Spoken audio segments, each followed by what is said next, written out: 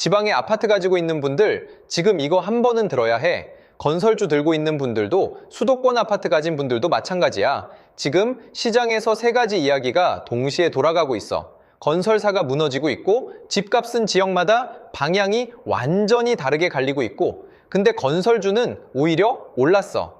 이 세 개가 사실 다 연결되어 있는 이야기야. 근데 이 연결고리를 모르는 사람이 너무 많아. 오늘 딱 세 파트야. 첫 번째, 건설사 823곳이 올해 문을 닫았어. 왜 이렇게 됐고 뭐가 무너지고 있는지. 두 번째, 그게 내 집값이랑 어떻게 연결되는지. 수도권이랑 지방이랑 방향이 완전히 달라. 세 번째, 그러면 건설주는 왜 올랐나? 많은 분들이 모르는 이유가 따로 있어. 끝까지 따라와. 올해 들어 3월 초까지 건설사 823곳이 문을 닫았어. 전년 같은 기간보다 18.6% 증가한 수치야. 2014년 이후 12년 만에 최대야. 근데 숫자보다 더 충격적인 게 있어. 규모 작은 영세업체들만 망한 게 아니야. 시공능력팩 위안에 드는 중견건설사 27곳을 들여다봤더니 받지 못한 돈, 그러니까 공사 미수금이 5조 2607억 원이야. 1년 전보다 41.3% 급증한 거야. 쉽게 말할게, 공사는 다 했는데 돈을 못 받고 있는 거야. 그게 5조가 넘어. 왜 이렇게 됐나? 구조는 이래. 건설사가 아파트를 짓잖아. 다 팔려야 공사비를 받아. 근데 안 팔리는 거야. 특히 지방에서. 미분양이 쌓이면 건설사로 돈이 안 들어와. 건설사가 하도급 업체한테 돈을 못 줘. 하도급 업체가 무너지면 다음 공사도 못 해. 연쇄 반응이야. 여기에 재료값이 올랐어. 인건비도 올랐어. 금리도 높아. 건설사 평균 영업이익률이 3%야. 근데 현장에서 사고 나면 매출의 3%를 과징금으로 내야 하는 법이 생겼어. 영업이익 전부가 날아갈 수 있는 구조야. 그래서 지금 건설사 절반 가까이 44.2%가 이자도 못 버는 회사야. 영업이익으로 이자를 못 갚는 회사가 절반이야. 이걸 알고 다음 파트를 봐야 해. 지금 여러분이 궁금한 게 이거일 거야. 건설사가 이렇게 망해가면 내 집값은 어떻게 되는 거냐?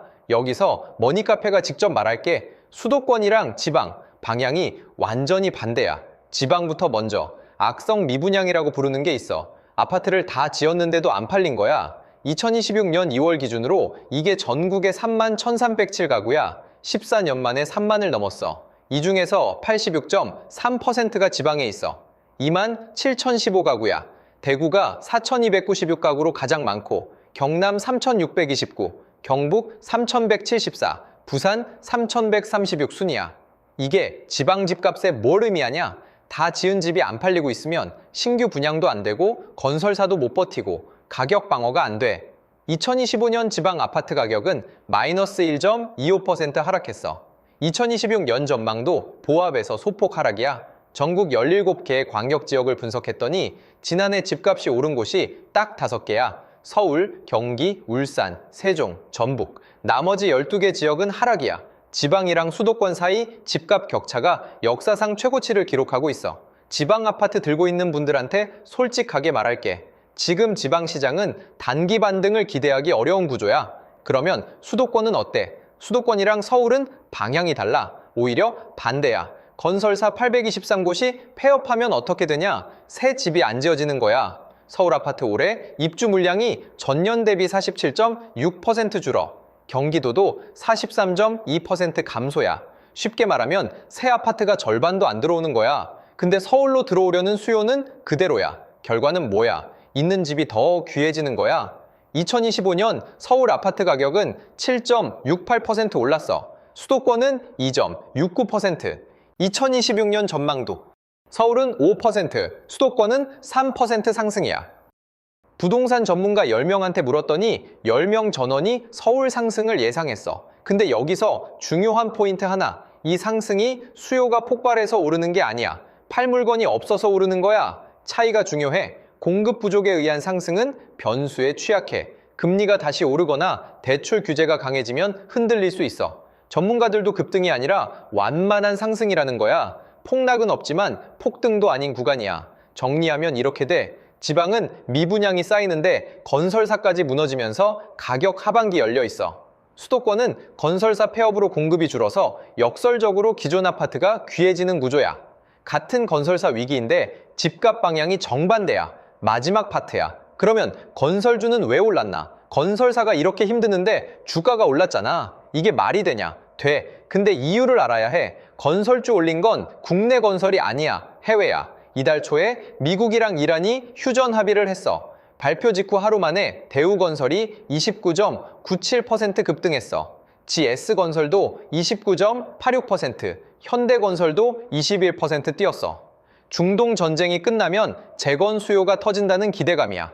중동은 국내 건설사 해외 수주의 연간 100억 달러짜리 시장이거든. 여기에 원전 수주 기대감도 있어. 체코 두코반이 원전 25조 원짜리 프로젝트야. 본 계약이 가까워지고 있어. 대우건설은 올해 1월만 해도 4,000원대였는데 3월에 12,760원까지 갔어. 3배야. 정리하면 이거야.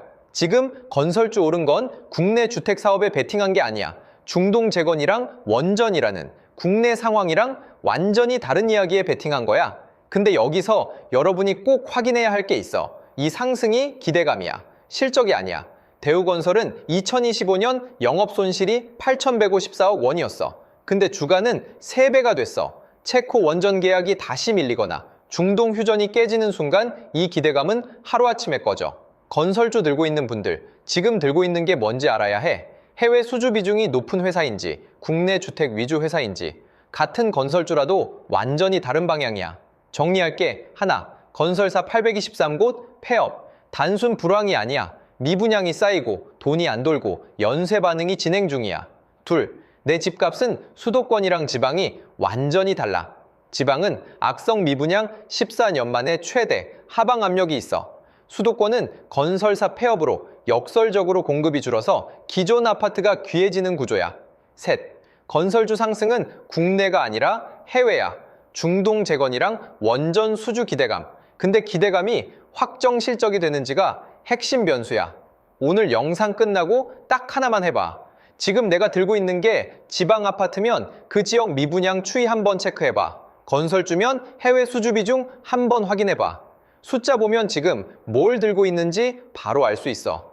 여러분은 수도권이야? 지방이야? 아파트 들고 있는지? 건설주 들고 있는지 댓글로 던져줘. 같이 분석해 볼게. 다음 영상에서는 지방 아파트 보유자라면 지금 어떤 판단이 필요한지 더 깊게 파볼게. 놓치지 않게 머니카페 알림 설정해둬. 큰 힘이 되니까 좋아요도 한 번씩 눌러줘. 같이 가보자.